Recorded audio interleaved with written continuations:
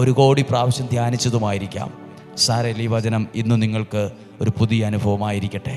സങ്കീർത്തനം 119 അധ്യായം 105 വാക്യം. ആ വചനം പറയുന്നു, അങ്ങയുടെ വചനം എൻ്റെ പാദത്തിന് വിളക്കും പാതയിൽ പ്രകാശവുമാണ്. വിളക്കും പ്രകാശവും, വിളക്കും പ്രകാശവും. നമ്മുടെ മനസ്സിലേക്ക് ഇന്നിങ്ങനെ ഒന്ന് പ്രാർത്ഥിക്കാമോ? വെളിച്ചമാകുന്ന യേശുവേ, വിളക്കാകുന്ന വചനമേ എൻ്റെ ജീവിതത്തിലേക്ക് വരണമേ. വെളിച്ചമാകുന്ന യേശുവേ, വിളക്കാകുന്ന വചനമേ, വിളക്കും വെളിച്ചവുമാകുന്ന വചനം, വിളക്കും വെളിച്ചവുമാകുന്ന യേശുവേ, എൻ്റെ കുടുംബത്തിൽ, എൻ്റെ ജീവിതത്തിലേക്ക് വരണമേ എന്ന് പ്രാർത്ഥിക്കാം. പ്രിയപ്പെട്ടവരെ, ദൈവവചനം പാദങ്ങൾക്ക് വിളക്ക്, വെളിച്ചം, വെളിച്ചം, പ്രകാശം.